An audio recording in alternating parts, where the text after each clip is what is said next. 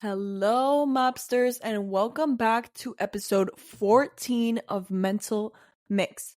Today's episode is going to be about imposter syndrome and how to feel like you are worthy no matter what situation or environment you're in.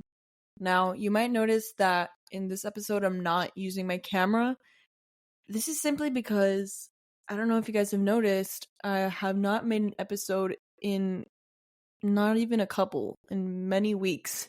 And honestly, I'm sorry. I haven't been concentrated on mental mix. I haven't been focused on it because there was a lot going on in my life. I had finals, I had my SAT.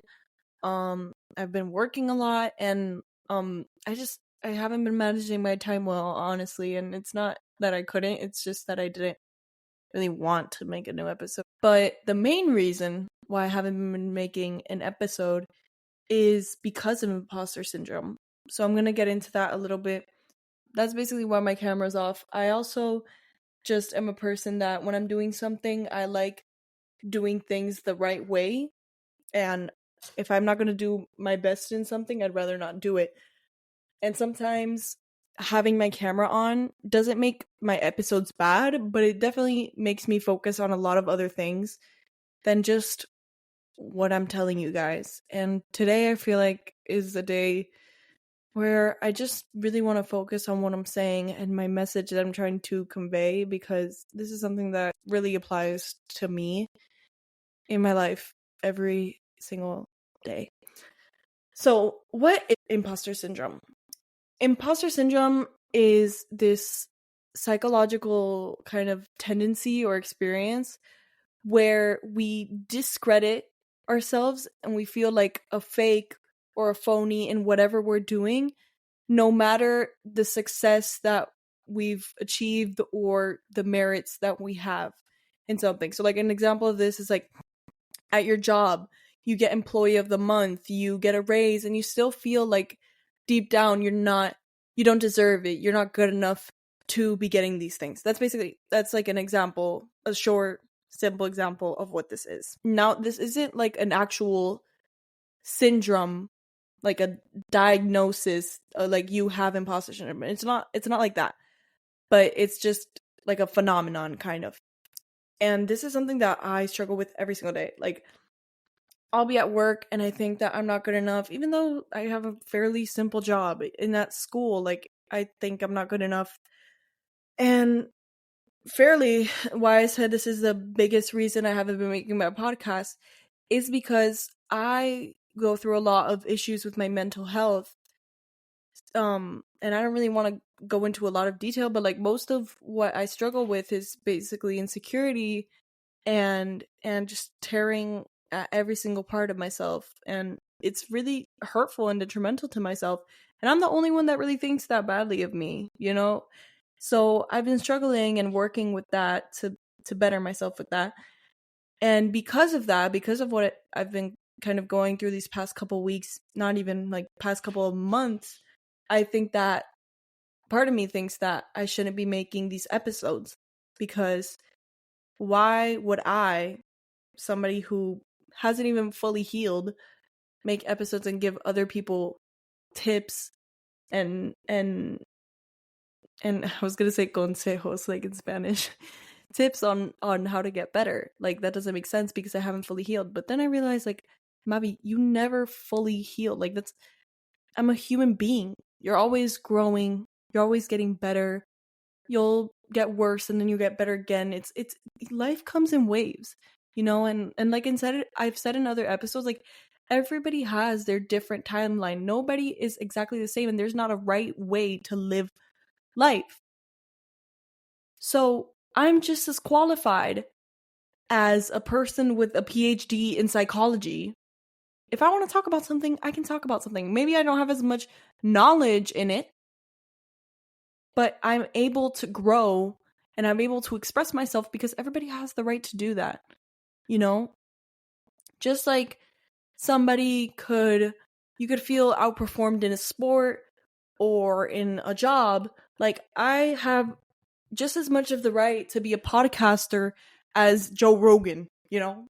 Like, it just, I just need to be more confident in myself. And that's something I think everybody can relate to. Like, you think people know so much more than you do, but maybe they just know a different part of something and they don't know what you know about it. Like, think of it like as a circle.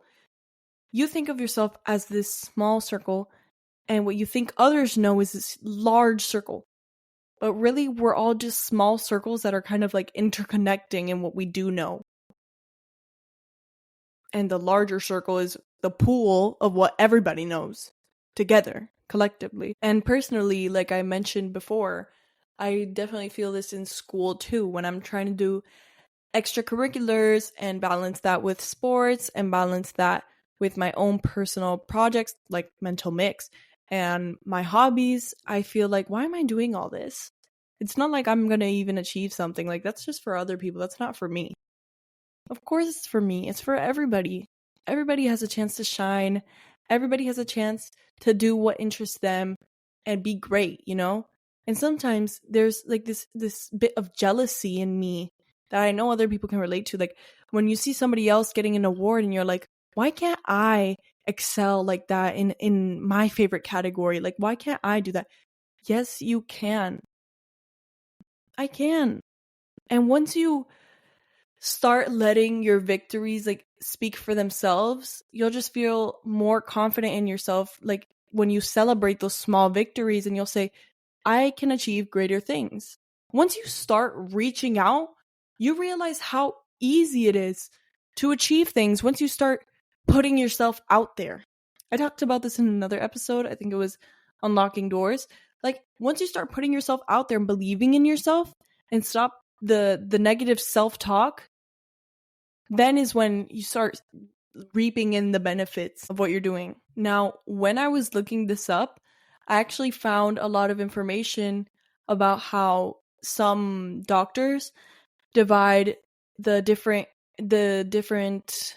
kinds of imposter syndrome into 5 categories. So the first of these was the perfectionist, and this one was that unless you did something perfectly, like, you could have done better. You weren't good enough, and you shouldn't do something unless you do it absolutely to a T perfectly. The second one was the expert. This is kind of the one that I feel the most. And this one was that, like, unless you know everything in a subject of what you're doing, you shouldn't do it because you don't know everything about it. Even though when you're doing something, you learn along the way. As people, we don't go into things. You don't start building a table already knowing every single step. No, you have to read the manual. You might have an idea of what you kind of had to do. You have to put the legs on the bigger board to assemble the table, but you don't know exactly every single step. You start seeing that when you actually start making the table, you know? The third kind is the natural genius.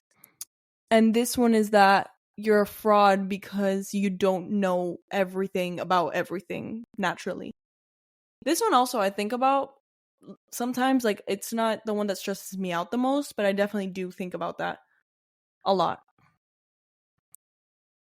The fourth one, and this one I don't really deal with, but I know a lot of people that deal with this one, and that's the soloist. So it's like, you don't do things well unless you can do them alone. Like, you shouldn't ask for help. That one is sad, honestly, because it makes it, I honestly, it hurts when I see people that don't want to ask for help because they see it as weak. And really, asking for help is something so strong. If you're going through an addiction or just trying to do something and you don't know how to do it, and you ask for help, that just shows that you know your self-worth because you're looking for help and you want to improve and you want to work together to achieve a goal. Then the last kind of imposter syndrome is the super person. And this one was that you have to be the hardest worker in order to be the best. So if, like, you're working in a workplace and there's an employee who works longer hours and harder shifts than you, then you shouldn't be there because there are people that are achieving more than you, basically. And that one also kind of goes with what I said before about comparison. Like, if you're constantly comparing yourself to others, even though everybody has different timelines and abilities and talents, you're never going to be happy with yourself because you're not realizing that we're all different and we all have different talents and abilities. All right, so now that we've talked about the 5 different types of imposter syndrome, which were the perfectionist, the expert, the natural genius, the soloist, and the super person, we're going to talk about the causes and why this might have stemmed in your brain. So, number 1, this could be your family upbringing and just the way that you were raised. The second one is definitely like you're in a new situation, either with work or school or your home, and you just feel like you don't belong. That's like the most natural reason. And then the last one could just be a personality trait.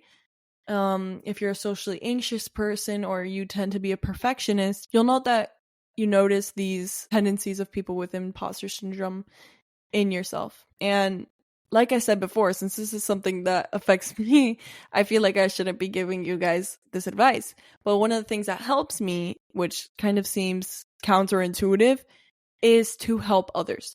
So one way that you can get through your imposter syndrome is by helping others, because you'll realize that you can have confidence in yourself because you're able to help others with your abilities and your skills.